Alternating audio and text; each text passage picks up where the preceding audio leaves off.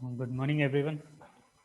So, today's class is about determining the strength and elastic modulus of a reinforced plastic.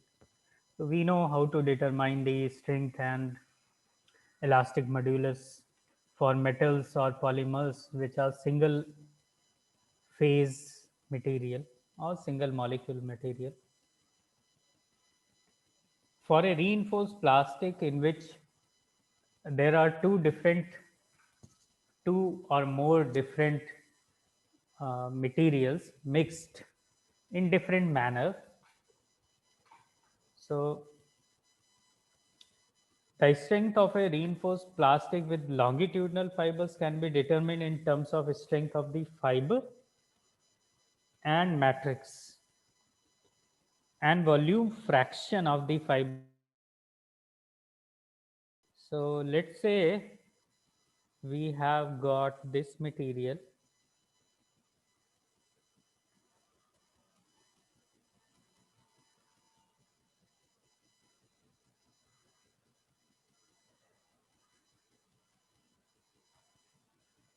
which is subjected to tensile load, and there are fibers and polymer matrix both. Okay. So it's a reinforced material.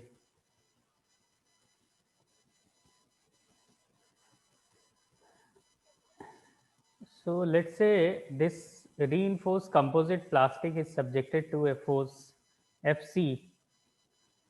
Here C refers to composite. Okay.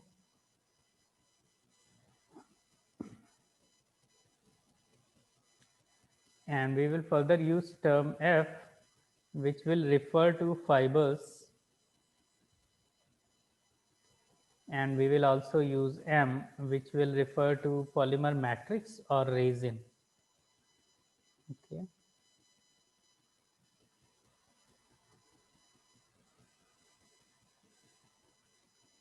So let's say this fiber composite is subjected to force Fc,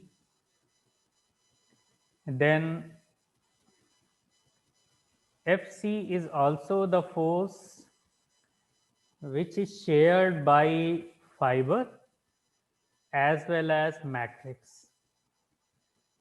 Okay, the total load which has been applied is the force experienced by fiber plus force experienced by matrix.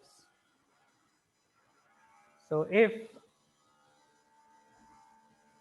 a composite material has strength of sigma c, okay, and has a cross sectional area AC, then F is equal to sigma A. It will become sigma F AF plus sigma M AM, where sigma is the strength, or you can say the stress which is generated due to force F. So this is the most fundamental equation for force sharing,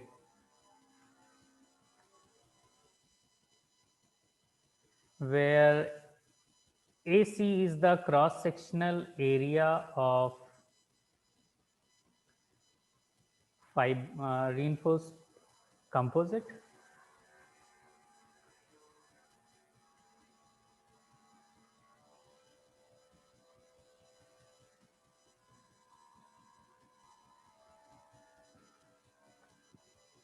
AF is the cross sectional area of fibers, and AM is the cross sectional area of matrix.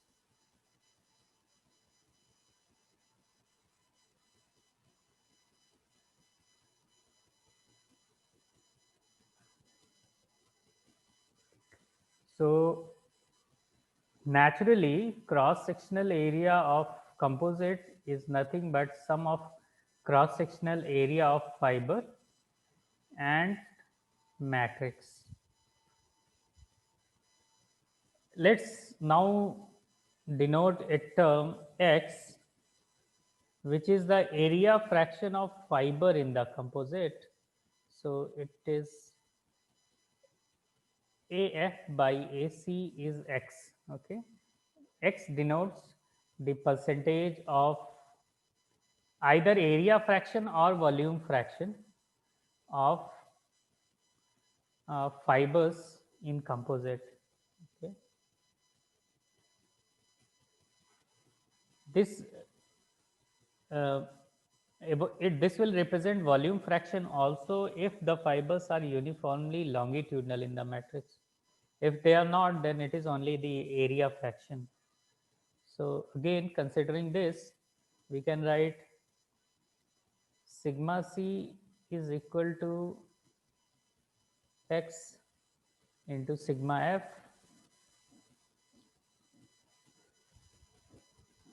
plus 1 minus x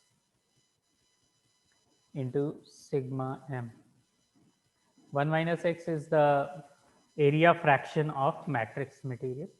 Since x is for fiber, remaining is for matrix.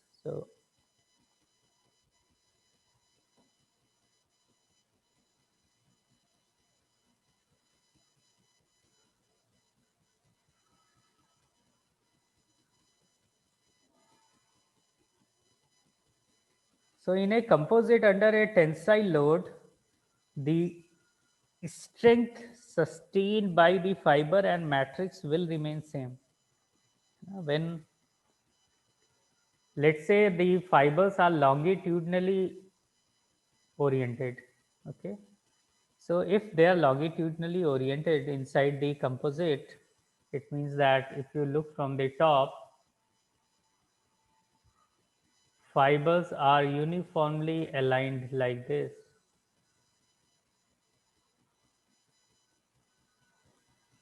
and here is the force Fc.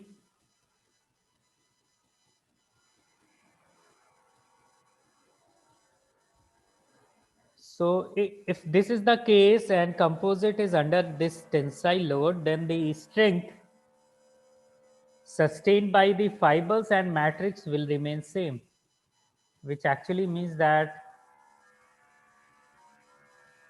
EC, which is the total strain of composite, is equal to EF is equal to EM, because all will elongate by the same proportion.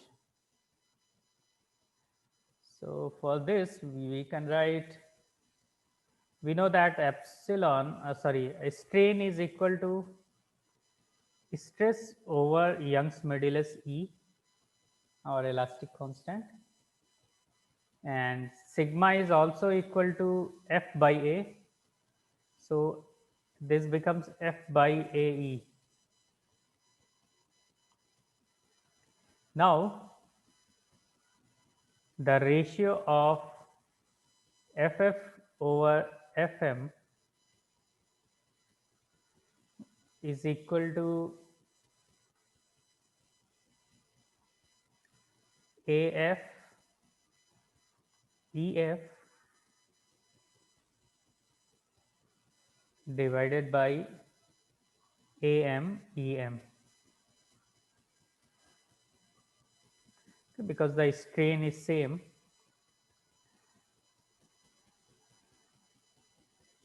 And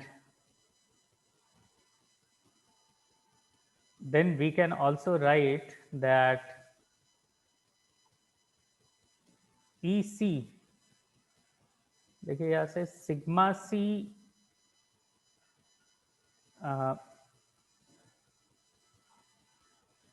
is equal to F by A. Okay, so I'm just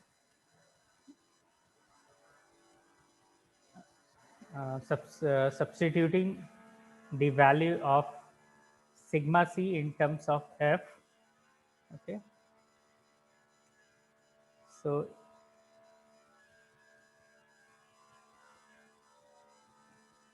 EC is equal to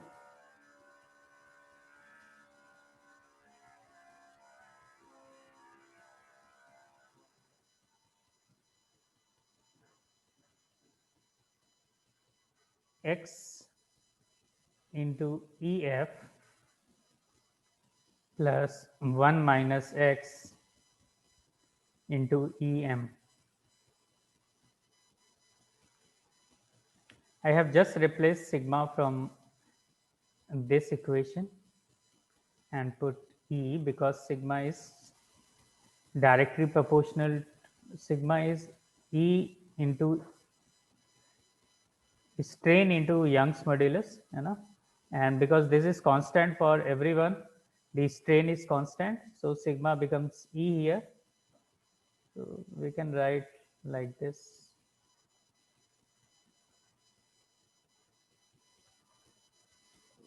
Let's see an example.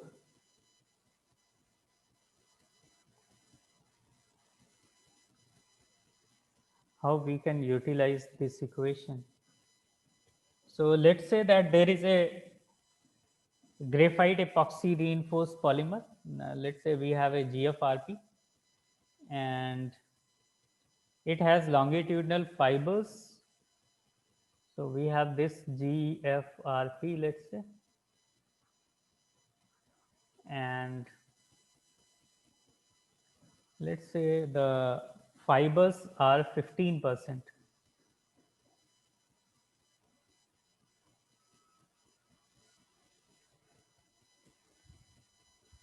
Fibers also have a strength. It means that sigma F is approximately 2000 megapascals. And also say the elastic modulus is 250 GPa, gigapascal.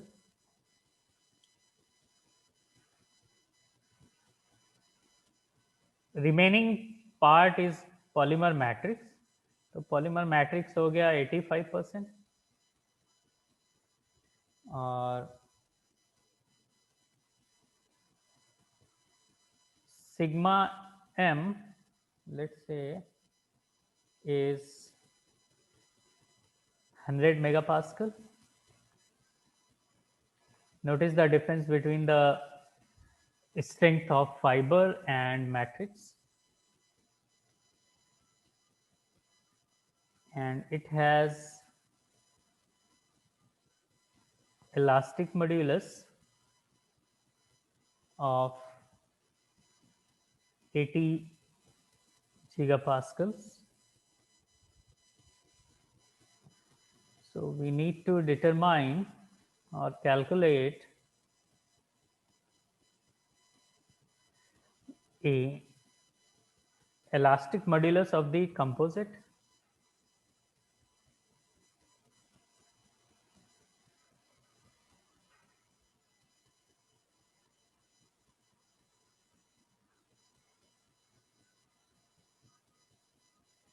and B,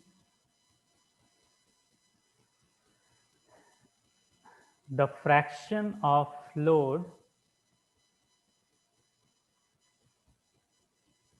supported by fiber.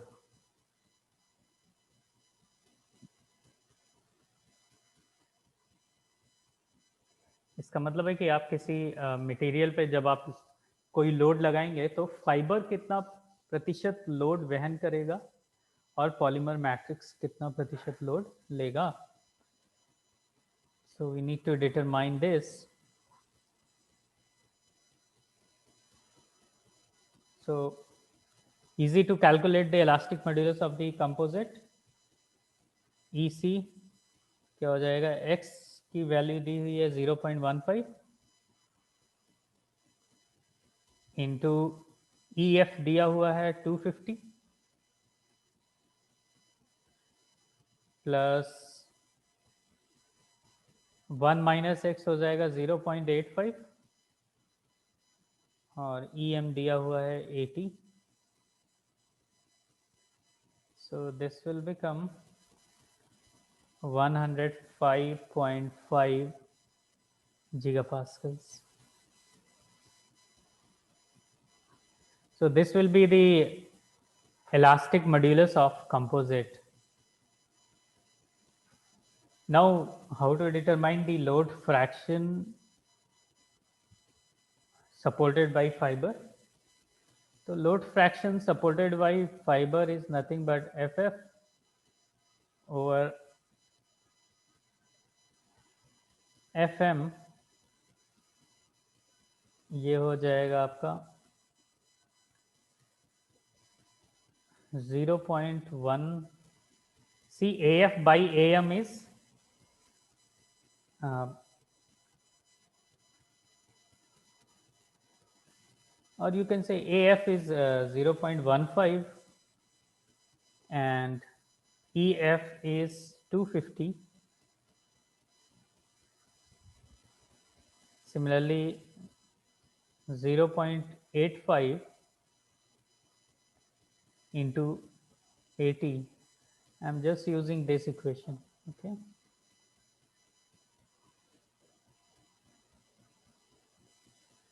So this will become 0.55, and we know that FC is equal to FF plus FM, and FM is also equal to FF by 0.55. So FC will become FF plus FF by 0.55. या इसको थोड़ा सा और elaborate करेंगे तो आ जाएगा 2.82 FF. Okay. FC is equal to 2.82 FF, or FF will become 1 by 2.82 will become 0.35 of FC. इसका मतलब है कि fiber supports 35% of the load even though they occupy only 15% of the cross sectional area and volume also of the composite. So whenever a composite is subjected to some kind of load, larger share of the load is taken care of by fiber and a very few part of the load is taken care of by matrix, especially the flexural load or the bending load is taken care of by the polymer matrix, while the longitudinal force is taken care of by fibers. Notice that fibers take only 15% of the total space.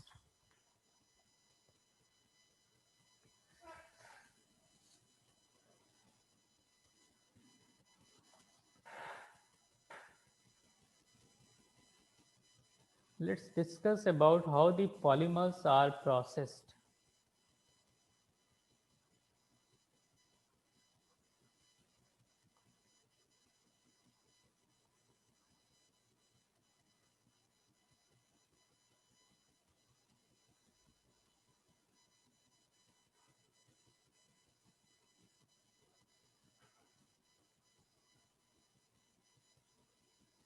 So the processing of polymer involves various operations, very similar to those which you have already studied in typical forming process or shaping of materials of metals.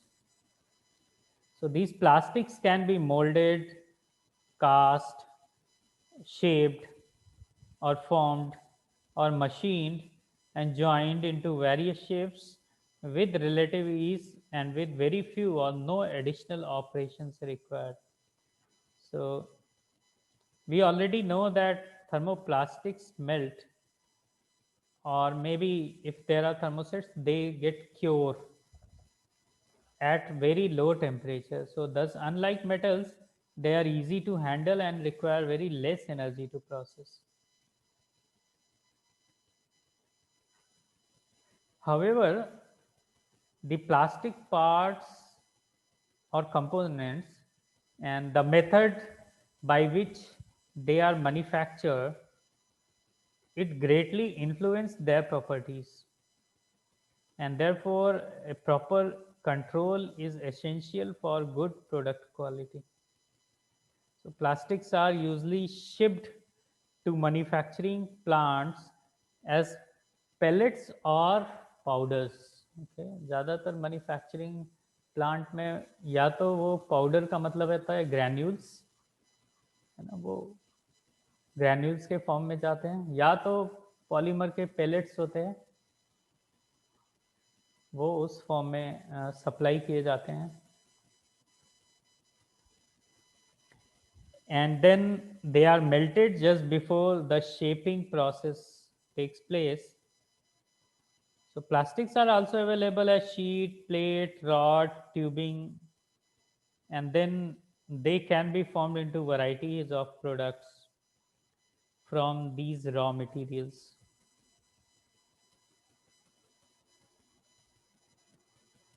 Uh, Liquid form of the plastic is used for making reinforced plastic parts. But the most common process by which plastics are produced is called extrusion.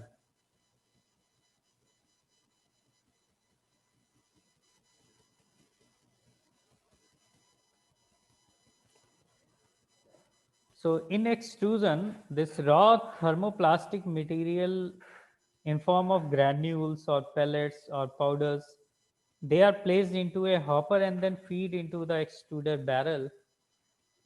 So I will just show you how it looks like.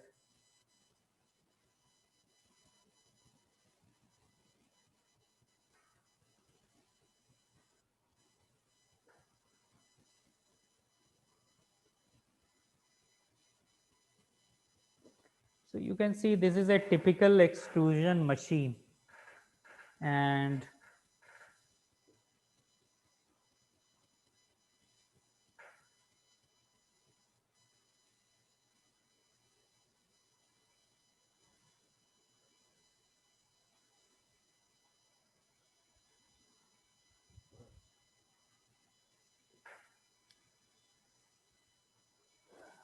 so this is a typical extrusion machine,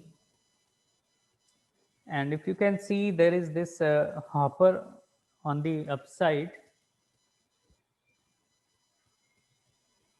and this raw thermoplastic materials in form of pellets, granules or powders are placed into this hopper and then fed into the extruder barrel. Okay. The barrel remains equipped with a screw. So,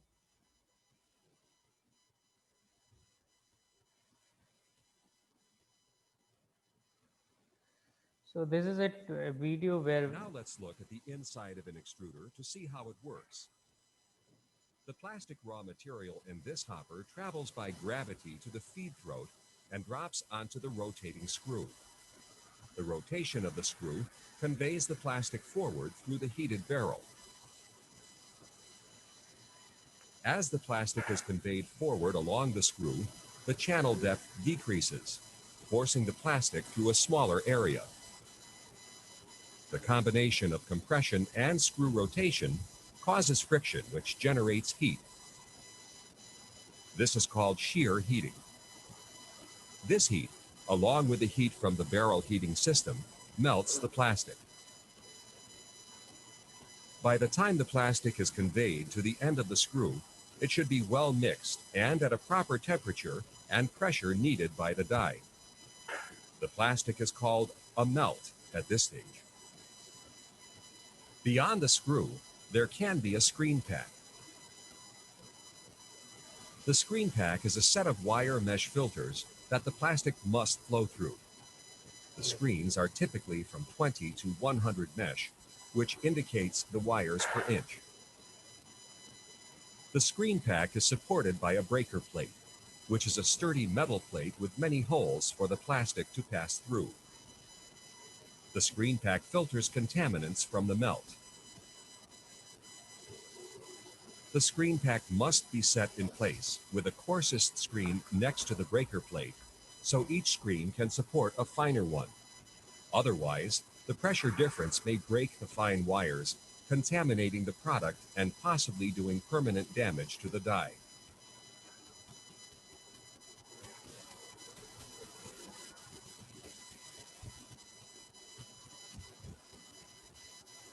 So you can see this is a schematic image of extrusion machine.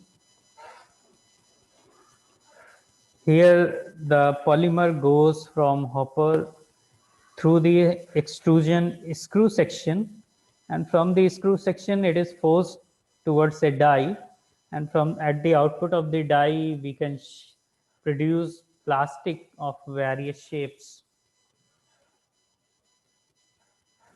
So there are some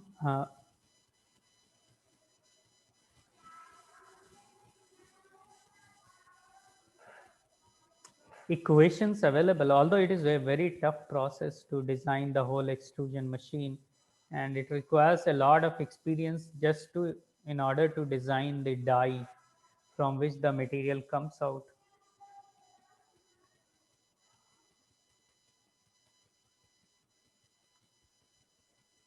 So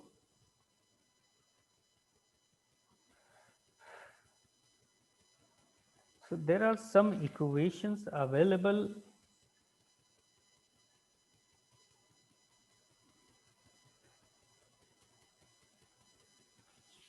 for designing of extrusion machine.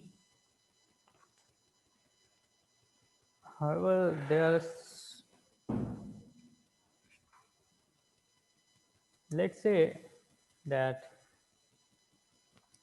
there is this extrusion machine,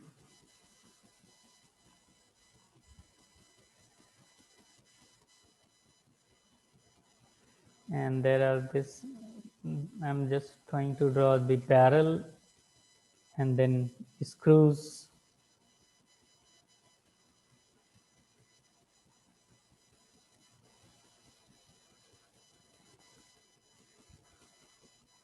So these screws are mounted on a shaft.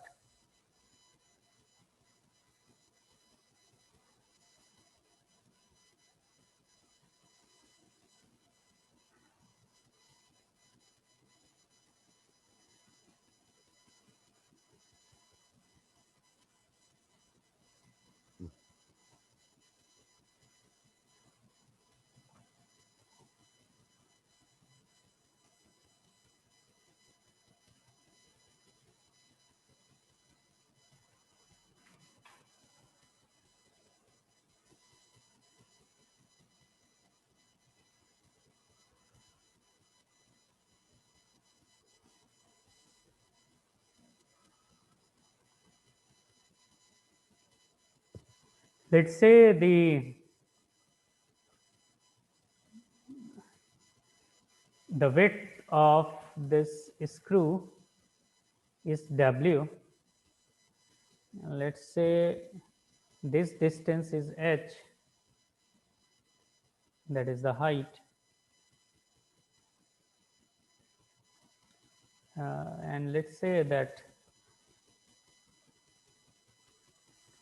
the distance between one screw to another screw is capital W.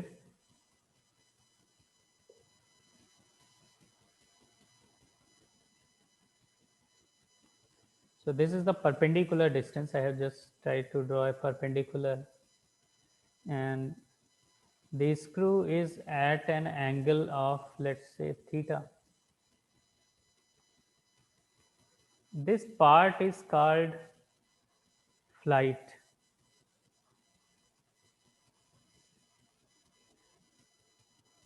and this part is called barrel.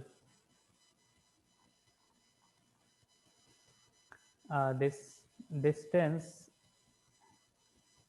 is called pitch.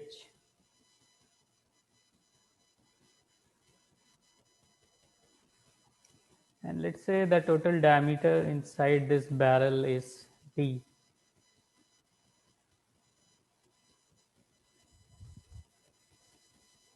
So if the pressure is constant along this pumping zone, pumping zone is the zone in which the plastic is forced. So if the pressure is constant, then volume flow rate of the plastic out of extruder or drag flow is given by the equation QD is equal to V H W by 2. Roughly, it is like this. Okay? Where V is the velocity of flight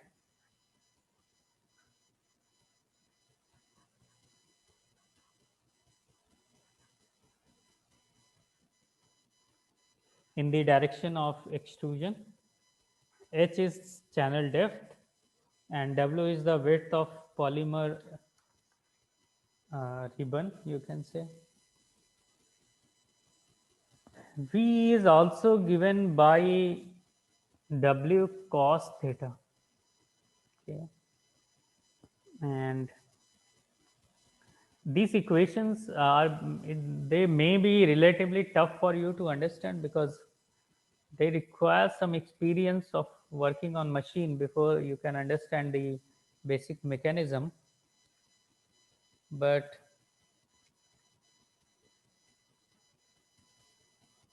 drag flow is given by the equation pi square h d square n sine theta cos theta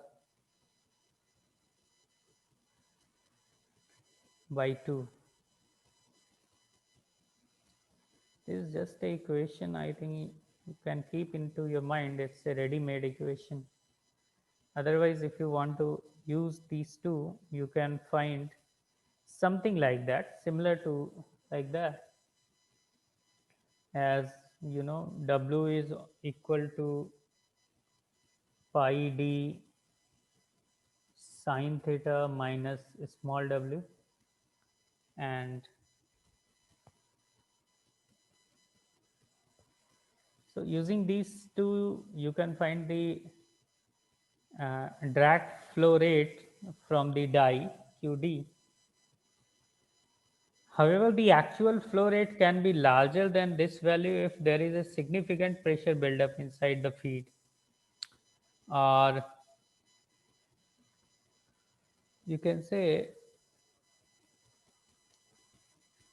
the screw is usually smaller because of very high pressure at the die end of the barrel, or you can say if some material comes out from the extruder,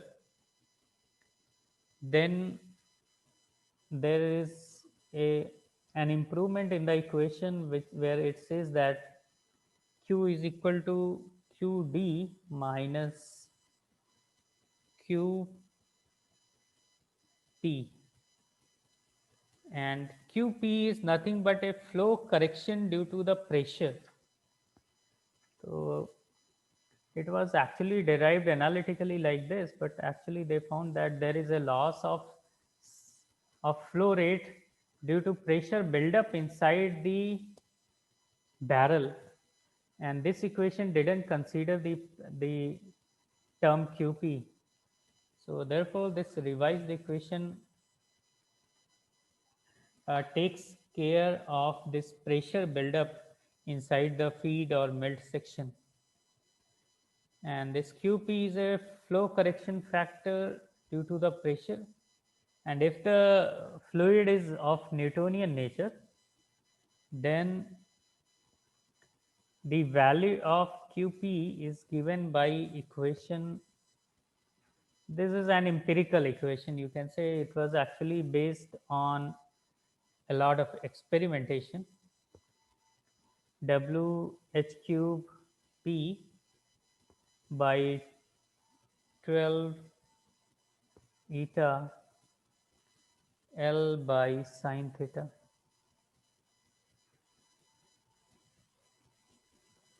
and this is also equals to the pressure buildup P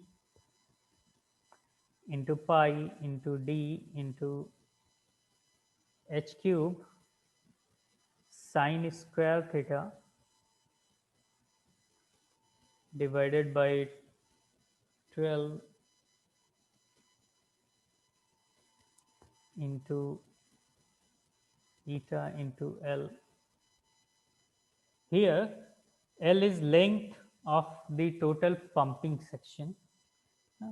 वो barrel में एक typical length होती है जिसमें pumping होती है, so L is that length. This equation is actually known as,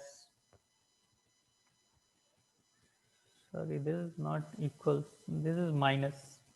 Okay, this is an empirical equation, you can say. Oh, okay, sorry, this is equal minus q will become pi square h d square n sin theta cos theta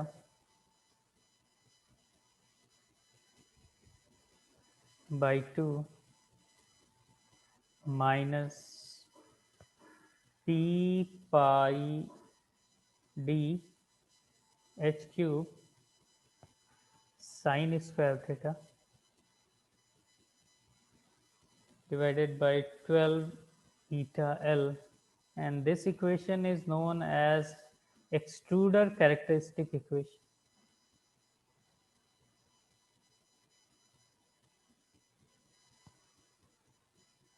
Notice that the second part, this that means that QP, ये वाला जो part है, this is an empirical formula, ये experience और experiments करने से आया है,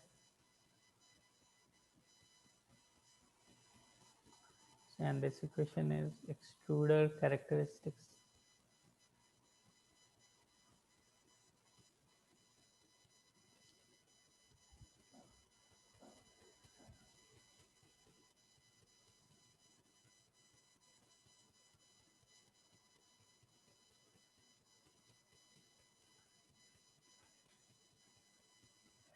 So this eta is viscosity,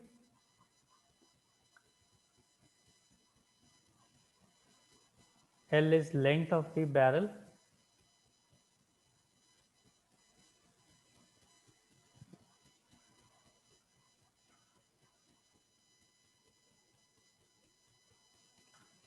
and there are some more variants of this extruder characteristic equation and depends upon the design of barrel. Here the die plays a very major role in determining the output of the extruder, and the die characteristic is the expression which actually relates flow to the pressure drop across the die, and you can write that it is, we can write that q die is actually equal to kp. It's some kind of pressure, okay, pressure drop.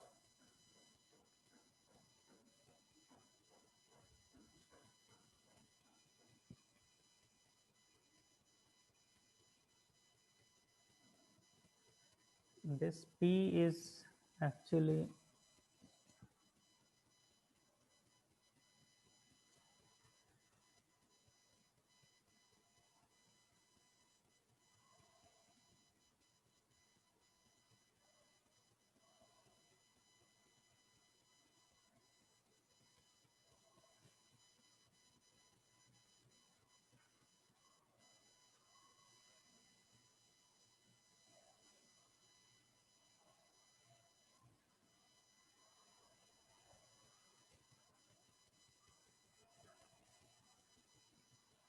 so this q can be written as k into p.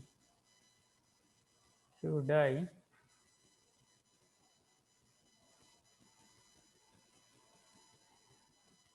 and Q die is flow through this die, P is the pressure of the die inlet, and K is function of die geometry. Okay.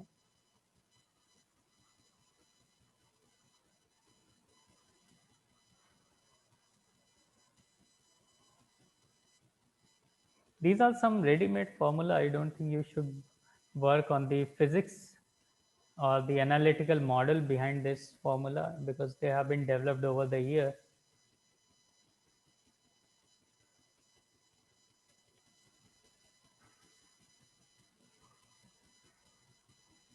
Q die is flow through the die,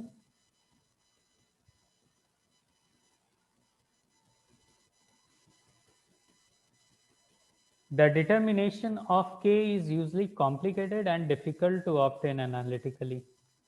Although many computer based tools are becoming increasingly available for prediction,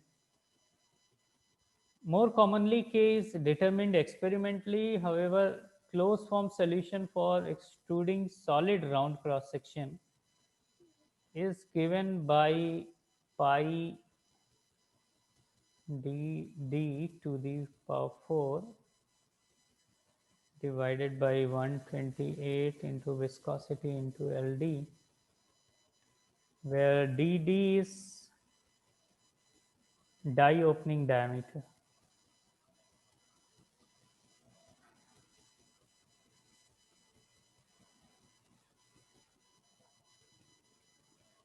And LD is die land.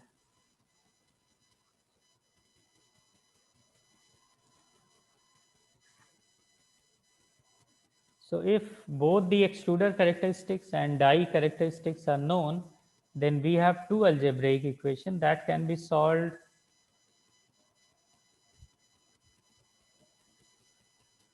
for pressure and flow rate during the operation.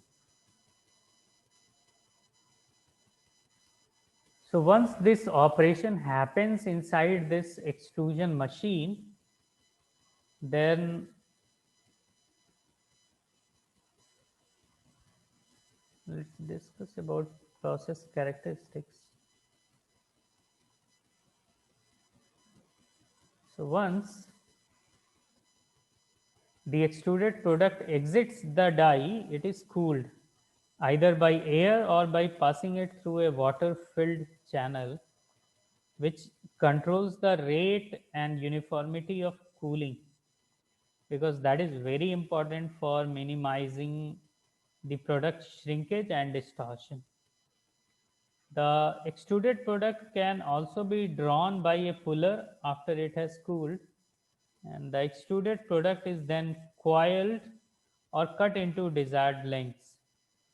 Complex shapes with constant cross-sectional area can be extruded with relatively inexperienced tooling. And this process is also used to extrude elastomers. So when they come out from, you can say there is die like this with several holes. At the output of this extrusion machine,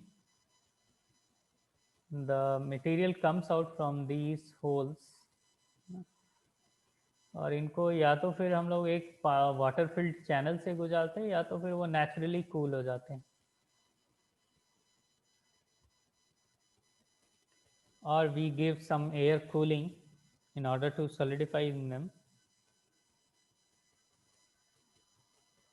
Because the material being extruded is still soft as it leaves the die and then pressure is relieved, the cross section of the extruded product is different than the shape of the die opening. Okay? And this effect is known as die swell. Die swell क्या है? Die से निकलने के बाद ये जो filament है, may be कि आप सोचिए कि ये एक सर्कुलर शेप है जहाँ से आपका फिलामेंट निकल रहा है, but the output material shape will remain different from the shape of die opening because of the phenomena called die swell, or you can say this is the phenomena which happens because as the material comes out from the die, the stress inside it is relieved, it is further cooled. So this there is this shape difference. The cross sectional area of this extruded product is different from the shape of die opening. Thus, this diameter of a round extruded part is generally larger than the die opening. That is why this word swell, है ना? तो जो output material आ रहा है उसका diameter generally die opening diameter से ज़्यादा होता है.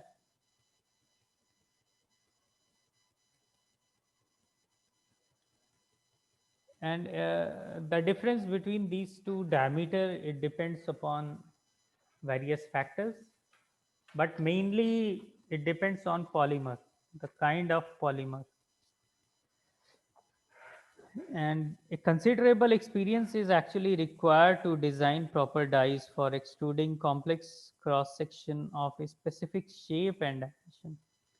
So a lot of softwares are available by which this die openings or the whole die can be designed. So the most common software which is used in order to design the die is called Polyflow. Polyflow is the very common software for extruding machine. It comes along with the extruding machines. And this Polyflow can numerically simulate uh,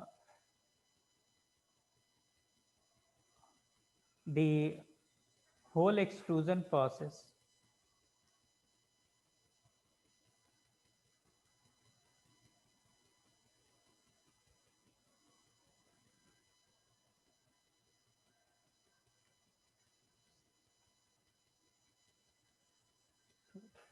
So that's all for polymer processing using the extrusion for today. Does anyone has any question?